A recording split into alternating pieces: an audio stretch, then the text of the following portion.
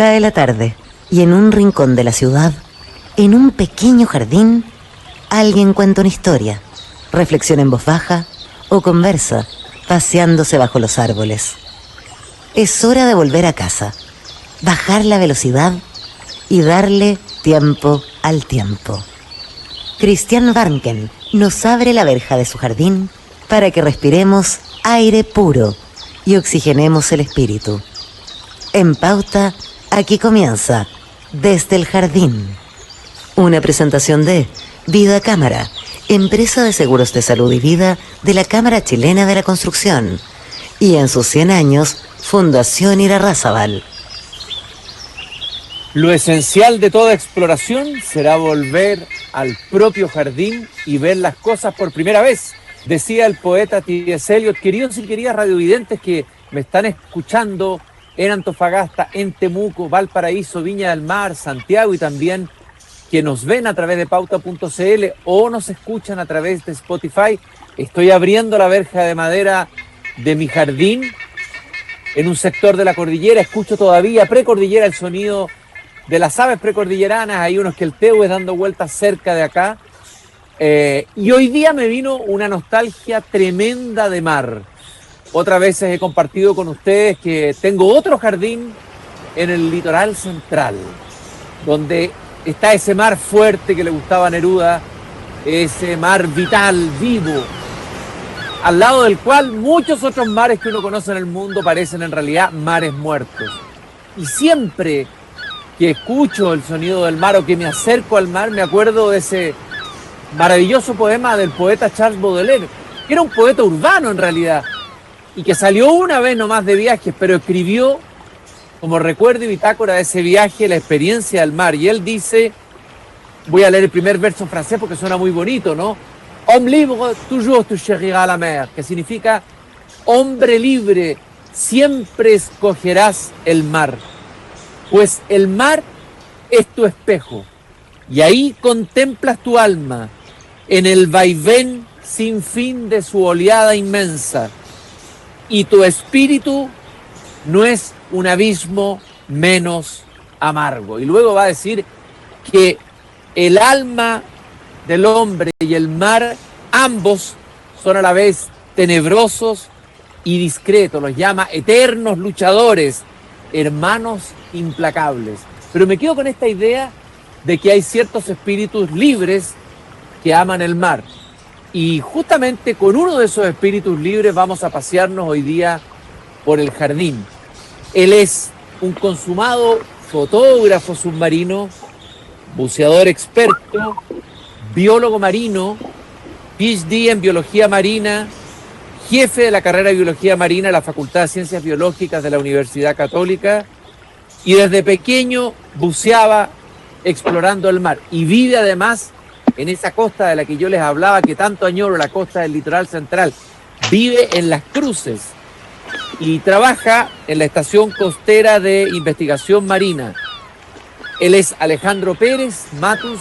Alejandro, qué gusto de tenerte esta tarde en el jardín. Muchas gracias, Cristian. ¿Cómo están?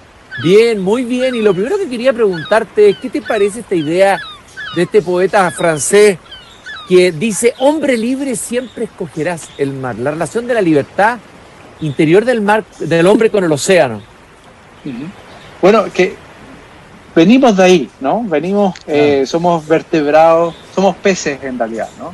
De la forma de cómo nos organizamos, hay una cercanía muy certera, evolutivamente hablando, con los peces, ¿no?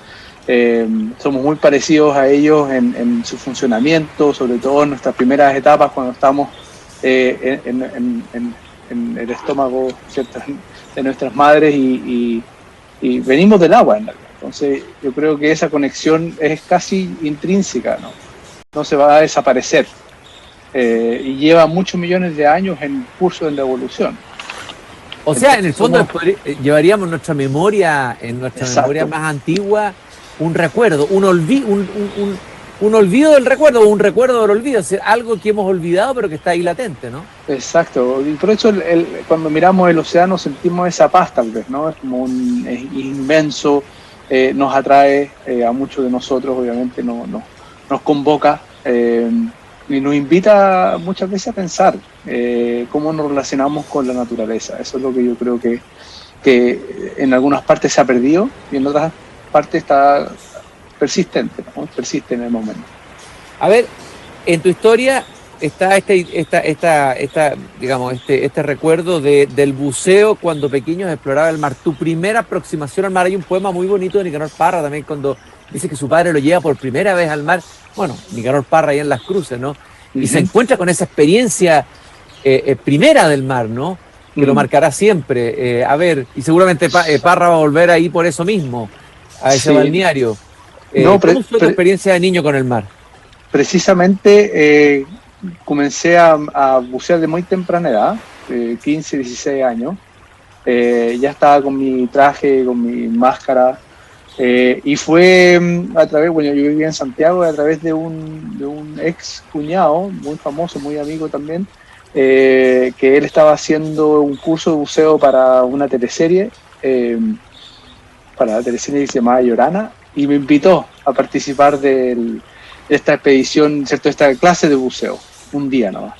A mí me gustó tanto que yo quise ir y persistí con el profesor, que era el profesor de él, de Álvaro Morales, y bueno, él tenía una trayectoria bien grande, había participado en muchos campeonatos, en muchos eventos de buceo, submarinismo, y me invitó al Quisco precisamente, y aquí fueron mis primeras inversiones en el Quisco, en el mar frío, gélido, y me fasciné. Obviamente las primeras inversiones acá, yo con 15 años, lejos bueno, salvo de estar en los veranos, pero a pleno invierno me metí, fue un mundo nuevo para mí. Y de ahí decidí, esta va a ser mi carrera y quiero seguir practicando, y terminé los cursos con él, después con los marinos, que en ese tiempo eran los que controlaban las certificaciones de buceo, que todavía lo siguen haciendo, pero ahora está mucho más metido el buceo deportivo, por lo tanto todo el buceo que se hacía en ese momento era prácticamente profesional o de uso mariscador. Entonces, Alejandro, y bueno, hiciste el camino profesional, o sea, te dedicaste profesionalmente a esto, biología marina. Ubícanos un poco en la disciplina o en la especialidad tuya dentro de la biología marina. ¿Cuál es el área? ¿A qué te dedicas tú? Sí, yo me dedico principalmente a la ecología, ecología de terreno. Trato de hacer toda mi investigación bajo el agua. Entonces ahí hay un entrenamiento de buceo científico, y con ello también un entrenamiento en emplear nuevas tecnologías para poder monitorear el mar, para hacer seguimiento a especies en particular. Primero me interesé mucho con los peces y sigo interesado obviamente en ellos, pero de ahí llegué también a las algas, que son su hábitat principal. Entonces estudiamos, nuestra pregunta principal es por qué cambian las comunidades y cuáles son los elementos que determinan esos cambios. Si son humanos, son naturales, etcétera. Este es un laboratorio de ecología de comunidades submarinas. ¿Qué significa esto de las comunidades submarinas? Danos un ejemplo. ¿Cuáles son esas comunidades? Comunidades son múltiples especies, múltiples organismos que viven en un tiempo y espacio determinado, ¿cierto? Entre ellas que interactúan en muchas, de alguna forma, ¿cierto? Interactúan a través de una que consuma a la otra que facilita, ¿cierto?, el espacio para otra especie para que pueda refugiarse. En consecuencia hay muchas interacciones que ocurren de especies que tienen una historia taxonómica completamente distinta, que confluyen, ¿cierto?, en un espacio dado. Una comunidad, por ejemplo, de macroalgas está determinada por todos los organismos que viven en el disco, después aquellos que surgen, ¿cierto?, en esta imagen, si nosotros podemos posicionarnos en un volumen, ¿cierto?, que son como imagen 3D, que van armando como un árbol tal cual, podemos hacer un símil como un bosque tropical, ¿cierto?, como una comunidad de bosque esclerófilo también, ¿cierto?, que son dominadas por especies singulares, porque modifican el ambiente y por otro lado están influenciando la manera de vivir de otras. ¿Existe la idea, o tal vez el prejuicio o el desconocimiento, que los mares nuestros son pobres y grises en diversidad? quizá uno tiene la idealización del mar caribeño, del Caribe, ¿no es cierto? Pero tengo entendido, y eso nos lo vas a explicar tú, que nuestros mares son ricos en diversidad, me imagino una biodiversidad distinta y propia.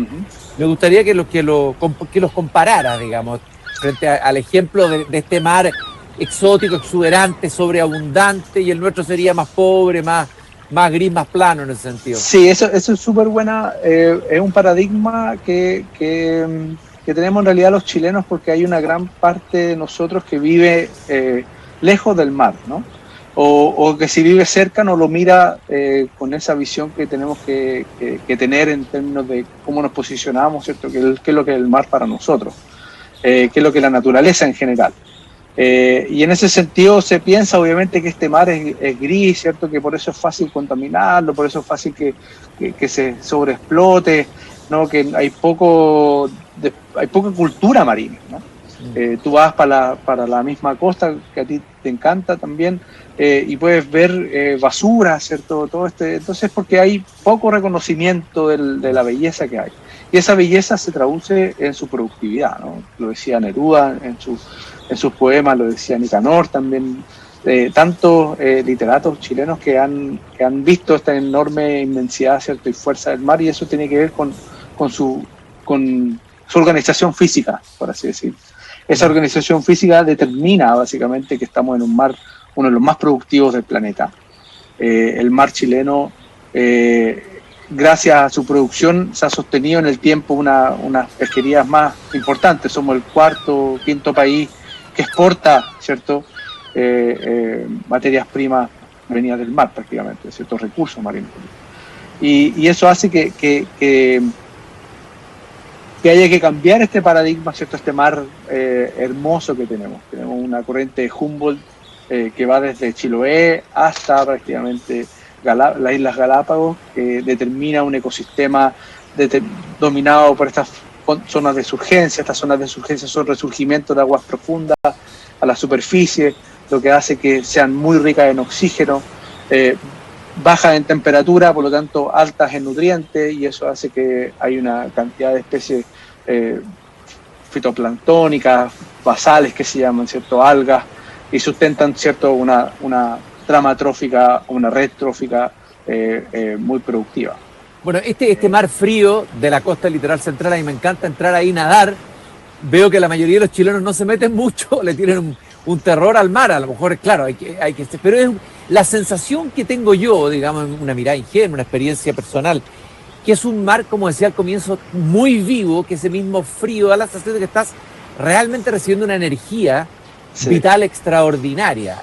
¿Esa experiencia tiene un correlato con lo que tú estás diciendo? Sí, exacto, porque generalmente hay una relación entre temperaturas bajas y disponibilidad de nutrientes. Cuando las temperaturas son altas, ¿cierto? La producción primaria, ¿cierto? Baja considerablemente.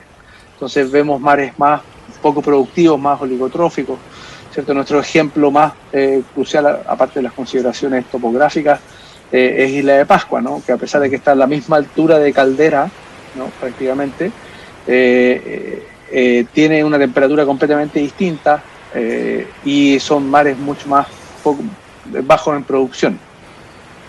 Precisamente, bueno, tienen una relación con esta relación temperatura-nutriente. Hay un documental que tú ya debes haber escuchado, a lo mejor te han hecho la pregunta, que se hizo famoso porque ganó un Oscar y está en Netflix, que es bien conmovedor, el del pulpo. Imagino que lo viste, no sé si lo viste o no. Sí, sí. A ver, lo que ocurre ahí es la emoción que produce el encuentro, el asombro ante una vida que sorprende al que lo está documentando. Quería preguntarte si a ti te ha sorprendido algo dentro del mar. Imagino que te ha sorprendido muchas cosas, pero ¿qué es lo que más te ha sorprendido como forma de vida submarina que tú has tenido que investigar en nuestro litoral? Mira, de ese documental me gustó mucho porque acerca, ¿cierto?, esta pretensión del ser humano de estar relacionado con la naturaleza y poder verla tal cual es, ¿no? Y poder conectarse no tan solo con su fauna, sino también con todo lo que circunda, ¿cierto?, estas especies que interactúan entre sí en un bosque de macroalga. Entonces, eso me gusta porque el relato, ¿cierto?, que hace el autor es presentar este trabajo tal cual uno lo podría ver si es que lo hace constantemente. Entonces, eso fue lo más bonito del documental para mí. Que hace un seguimiento a un individuo, ¿cierto? Tal cual uno lo puede hacer también con un pez, con un escarabajo, con un gusano de tierra, ¿cierto? Y empiece desde ahí a ver la perspectiva del día a día de ese organismo. Entonces eso yo creo que te hace conectar rápidamente con la naturaleza, ¿no? Y que es tan necesaria ahora. Mientras más personas estén conectadas de esa forma, lógico, mejor, ¿cierto? Mejores voces, ¿cierto?, para el resguardo de esta naturaleza. Pero tú has tenido alguna experiencia de conexión, no sé si igual a esa, pero sí de asombro, perplejidad, que alguna especie en particular, algún pez, alguna alga que te haya producido esa emoción. Mira, una emoción parecida. Muchos, y una vez, bueno, yo terminé un libro que va a salir pronto de divulgación científica que se llama De la Mar.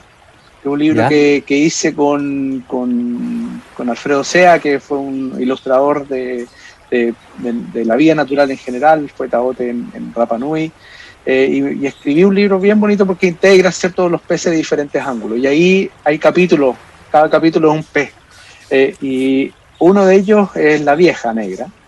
Y ahí cuento una anécdota que cuando la viví me costó mucho creerla, ¿no? Porque hasta a mí mismo, pero la grabé y hay registros de eso. Y fue muy particular porque fuimos a bucear un día a unas bajerías acá en Algarrobo, que están lejos de la costa. Bajerías son promontorios rocosos que están poco, llegan a la superficie, algunos, otros no, entonces como están resguardados, básicamente hay mucha vida, ¿cierto? Y los peces actúan de manera más natural. Entonces fuimos a bucear ahí, iba con un ayudante que llevaba una cámara GoPro chiquitita y se le cae cuando íbamos subiendo, se le cae en el bosque de alga. Yo bajé a buscarla, no la encontré. Voy 4 días después al mismo lugar, al mismo promontorio, y en el lugar completamente distinto. Siempre llevo mi linterna para ver los peces, así los congrios, las viejas que se encuevan durante el día, salen durante la noche, y veo una cueva ideal, y dije, mira, voy a ver acá a la vieja, y dentro de la cueva estaba la cámara con la cámara GoPro, con la cinta tal cual. Y yo quedé, pero ¿cómo? Entonces, ¿qué explicaciones? Porque te da explicaciones. ¿Qué explicaciones puede ser? Mira, puede ser que estas viejas son muy... este pez, la grau negra, es muy territorial, ¿no? Y puede ser que marque su cueva con algún dispositivo, ¿cierto?, en particular.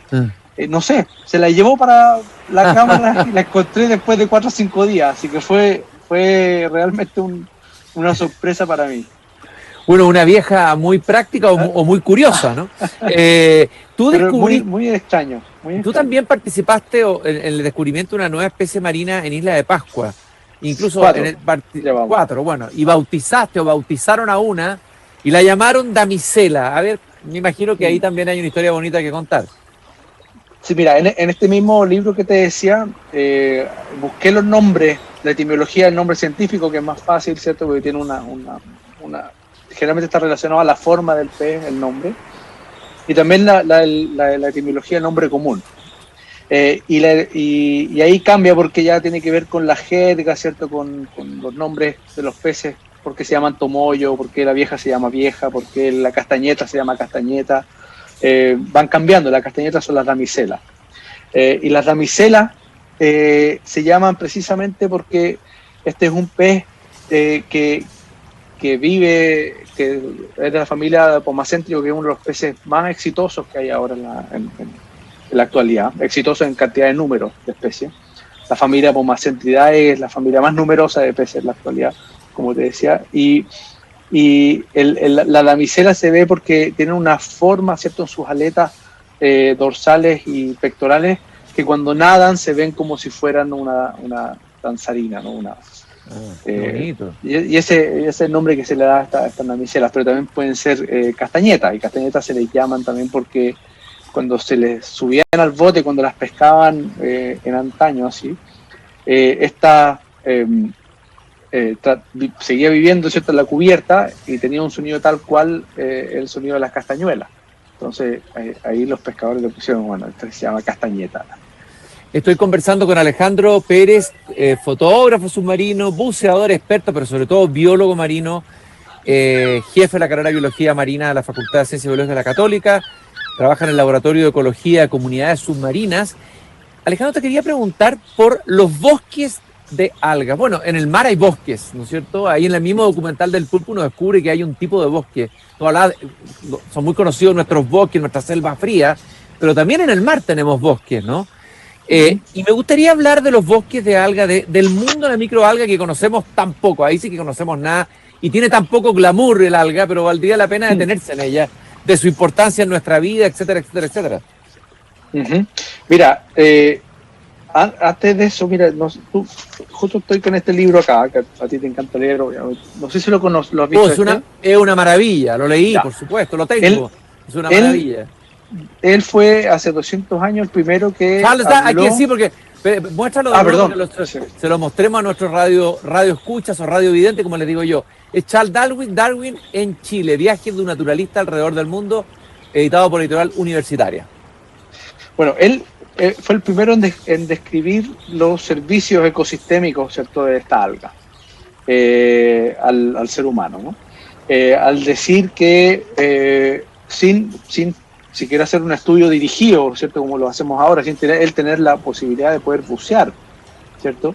Solamente él usaba una especie de escafandra que metía su cabeza y empezaba a mirar todas las especies que habitaban junto a este bosque. Empezó a nombrar, ¿cierto?, todo, que hay alrededor de 200 especies, que de ahí un símil, ¿cierto?, entre estos bosques de macroalgas de la Patagonia con los bosques tropicales, por la cantidad de especies que albergan. Y que si esta alga desapareciera, el refugio a los peces, ¿cierto? Y concomitante a todas las especies que se alimentan de los peces, las aves, las nutrias, y así el salvaje fueguino, ¿cierto?, va a desaparecer también, o va a aumentar su dote de caníbal. Entonces, ahí ya él describía, aparte de los servicios que entregaba a los mismos navegantes, imagínate que ahí no tenían las cartas náuticas que hay en la actualidad, por lo tanto, cuando ellos viajaban, miraban las algas, era un indicio de que había un roquerío, por lo tanto ahí no tenían que recalar. Entonces, desde 200 años hasta ahora se ha avanzado bastante en la comprensión de la importancia, ¿cierto? Después de la Segunda Guerra Mundial, estas algas comenzaron a ser importantes para la agricultura como fertilizantes, se llama el potash en California. Y empezó toda una pesquería y consecuentemente un estudio, ¿cierto?, en el norte, en el hemisferio norte. Después, hasta el año 2005 acá en Chile, se extraía exclusivamente aquella alga que se varaba, ¿cierto?, debido por acción natural de las marejadas, ¿cierto? Cuando tú vas a la playa durante invierno, ves muchas algas más varadas en la playa que durante el verano porque las marejadas aumentan. Entonces, eso es una mortalidad natural que tienen estas algas, perdón. Y después de ahí comenzó una pesquería por la industria multimillonaria que es la industria del alginato. Chile exporta alrededor del 40% de los desembarques globales de macroalgas pardas vienen desde acá. Y el alginato es muy importante para todo tipo de producto aglutinante que se usa para cosméticos y industria alimenticia. Entonces es una industria que tiene una demanda diaria muy importante. Y desde ahí comenzó una pesquería asociada al güiro, que se llama güiro, un nombre mapuche. Y consecuentemente hay una pesquería asociada, ¿cierto? Se extraen tal cual y hay una consecuencia de esa pesquería. Entonces nosotros lo que hacemos es trabajar sobre el impacto y tratar de comprender un poco todo este sistema, si es que tiene recuperación o es resiliente a este tipo de eventos. Alejandro, y una pregunta, ¿es una extracción legal o ilegal? Sí, no, es legal. Bueno, obviamente hay una ilegalidad asociada sobre todo al güiro intermareal, que está en el roquerío, que es más de fácil acceso, y hay un componente social bien tremendo, sobre todo en el norte de Chile, porque es una pesquería que da réditos económicos importantes a cualquier persona. Los precios pueden fluctuar entre 90 hasta 150 hasta 300 pesos el kilo húmedo, y una planta pesa alrededor de 10-11 kilos, pensa una planta adulta. Entonces es significativo cuando se extrae de altas tasas, pero las áreas de manejo tratan de resguardar y hay cuotas, y las áreas de no manejo, ¿cierto? Que son estas caletas, estas áreas de usos territoriales exclusivos de uso, para los pescadores, que son las áreas de manejo, permiten un poco resguardar, ¿cierto? Pero mi apreciación es que es una pesquería muy, muy tremenda por su impacto y sobre todo en la que aquellos güiros que están bajo el agua, como no tienen el acceso a la luz, tienen un crecimiento mucho más lento, por lo tanto la recuperación es más lenta por per se que en la zona intermareal, donde el acceso Alejandro, a la luz es más. entiendo que no sé si era verdad que las algas marinas son responsables del 50% del oxígeno que respiramos. Bueno, las estimaciones, también hay una crítica también a cómo se han estimado, ¿cierto? Secuestración de carbono, que tiene que ver con principalmente cómo se ha medido en la producción de tejido, ¿cierto? De tejido algal, que por ser fotosintético, hay una conversión ahí por fotosíntesis, ¿cierto? A respiración de CO2. Pero esa conversión yo creo que necesita validarse de alguna forma, no está bien, no está correcta, químicamente hablando, pero sí hay una tasa de crecimiento muy importante, ¿cierto? En producción primaria, que podría ser un proxy para comprender un poco la producción de estas algas en base a la recuperación, ¿cierto? La captación de CO2. Alejandra, pero no sé si el 50% es el más apropiado. Ok, oye Alejandro, hemos visto imágenes que transmite la televisión, los medios digitales, de miles de mejillones, almejas y muchos animales marinos apareciendo muertos, pudriéndose en playas de Canadá y en otros lugares, por las olas de calor, se supone. Me gustaría preguntarte si eso está ocurriendo acá, si ha ocurrido acá, si está en vías de ocurrir, y cuánto está afectando a la biodiversidad marina que tú conoces, y si es cierto que hay un 80% de especies del borde costero en peligro en nuestro país. Si mira, sí, mira, hay un tema gigante ahí con el cambio climático, porque agrega unas incertidumbres muy grandes, es como casi al mismo nivel que la pandemia, ¿no?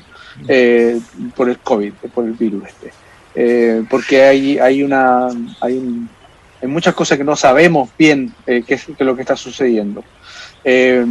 Por el efecto del cambio climático comparado con lo que es la variabilidad natural, ¿cierto? Asociada a los cambios en temperatura, ciertos eventos decadales, sin un monitoreo, ¿cierto? Que quiere decir con constantes medidas diarias, es muy difícil poder comprender, ¿cierto? Cuál es el porcentaje que se puede atribuir al cambio climático, cuál es el porcentaje a la variabilidad natural. Pero, habiendo dicho eso, sí hay un impacto, ¿cierto?, exacerbado por el cambio climático, por el efecto de los gases invernaderos en la temperatura, y que se exacerba, obviamente, como dije, en los meses de verano.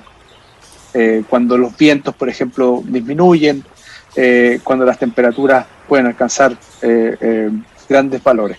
Aquí en Chile, afortunadamente, porque tenemos un sistema dominado por la corriente Humboldt y por los vientos dominantes del sur, ¿cierto?, que prácticamente son gélidos, y eso es porque tenemos a los latitudes de 28, 30 grados de latitud, tenemos frío aún, siendo que en otros puntos del planeta la situación es completamente distinta, es por esta corriente de Humboldt que podría actuar como un buffer, ¿cierto?, a estos cambios en temperatura. Lo que sí estamos viendo es que estos vientos que generan estas urgencias sí están siendo mermados, ¿cierto?, o minimizados en su intensidad, y eso puede generar cambios en el ecosistema físico, ¿cierto?, que finalmente va a permear sobre el ecosistema biológico. Y este ecosistema físico es muy determinante, ¿cierto?, para lo que es la producción de acá. Pero cuando tenemos estas grandes olas de calor que al menos no se han registrado acá en Chile, nosotros tenemos sensores de temperatura entre Pisagua y Cofquecura, donde estamos monitoreando cada 30 minutos la temperatura, y otros laboratorios también han hecho este esfuerzo. No hemos visto básicamente estas olas de calor que han llegado a la costa chilena. En consecuencia, contrario a lo que sí sucede, ¿cierto?, las grandes amenazas, estos bosques de algas, otros sistemas templados, como por ejemplo en el hemisferio norte o en Australia, sí hay un impacto, ¿cierto?, grande de estas olas de calor bajo el agua. lo que hace mermar hasta 350 kilómetros de área, ¿cierto?, de impacto en algunos sitios, localidades, perdón. Por último, Alejandro, te quería preguntar, siempre se ha dicho que Chile tiene un cielo privilegiado y que aquí eso favorece el desarrollo de la astronomía, la ha favorecido de hecho con mucha inversión, con observatorios a nivel internacional, astrónomos que se vienen a vivir. ¿Debiera ser lo mismo con el mar que tenemos? Lo mismo. ¿Y qué ha pasado con la biología marina? Me da la impresión, mirando tanto afuera, que no ha tenido este desarrollo tan explosivo y vertiginoso como el de la astronomía. ¿Cuál es el futuro y cuál es la importancia de la biología marina como ciencia en Chile? Súper buena pregunta. Mira, eso es algo que también me pregunté cuando yo empecé la carrera y sigue sin resolverse, ¿no? Por un lado es positivo porque hay trabajo, hay campo, pero por el otro sí hay que dar una mirada al mar que sea distinta. No podemos, por lo más importante que sea, mirar a las estrellas para salvar el planeta, ¿no? Creo que hay soluciones que pueden estar basadas desde la naturaleza, y una de las cosas que más me sorprende a mí, y asociado a este núcleo milenio que tengo ahora, que es de exploración de arrecifes mesofóticos, que son aquellos arrecifes que están bajo los 30 metros de profundidad. Nosotros en pocas inversiones ya llevamos 4 especies nuevas para la ciencia, ¿no? No es que no las hayan visto los pescadores, pero para la ciencia sí lo son. Entonces esto nos habla de que estamos enfrentados a un mar todavía muy inexplorado, y eso puede tener múltiples beneficios, ¿cierto? Tal cual lo decía Darwin hace 200 años con estos servicios ecosistémicos de las algas. Yo creo que los arrecifes sí nos pueden dar mucho más servicios, ¿cierto? Y nos aportan servicios que no los miramos, como por ejemplo todas estas pesquerías demersales, como del camarón, que no tenemos idea cómo son los fondos que ocurren ahí. Incluso esta misma emisarios, ahora todos estos arrecifes proporcionan sustrato también para todas las conexiones de red. Por lo tanto hay un mar, ¿cierto? Hay un océano de oportunidades para las generaciones venideras, y tienen que estar acoplados a la ciencia, ¿cierto? Programas de conservación, planificación, y también este respeto hacia el mar. Yo creo que, como volvemos a la pregunta inicial, ¿cierto? Este mar gris, como al verlo gris, prácticamente el chileno no lo respeta para nada, porque cree que no tiene vida, pero sí la tiene y bastante, y es frágil, ¿no? Alejandro, yo te quiero agradecer este breve paseo por el mar, esta primera aproximación a ese océano insondable lleno de biodiversidad, de riqueza, de vida fascinante. Ojalá que nuevas generaciones se apasionen como tú te apasionaste cuando joven, por la biología marina. Espero invitarte nuevamente a que nos guíe y nos conduzcas por los fascinante mundo del mar chileno todavía inexplorado. Muchas gracias por haber estado aquí esta tarde en el jardín. Gracias a ti. Un saludo a todos. Saludos, y les recordamos que este programa cuenta con el auspicio de Seguros de Vida de la Cámara Chilena de la Construcción, y también nos acompaña Fundación Irarrázaval en sus 100 años. En sus 100 años celebra a los profesores de Chile. Yo cierro la verja de mi jardín y siempre les recuerdo la frase de Voltaire: hay que cultivar el propio jardín. Bueno, podríamos decir que el mar de Chile es nuestro jardín y que por lo tanto hay que cultivarlo. Muchas gracias y hasta mañana. Muchas gracias a ti. Un gusto, Alejandro. Chao, chao. Chao. Es hora de cerrar la verja de madera del jardín. Pero Christian Warnken la volverá a abrir todos los días de lunes a viernes a las 20 horas en Radio Pauta, cuando comience de nuevo Desde el Jardín.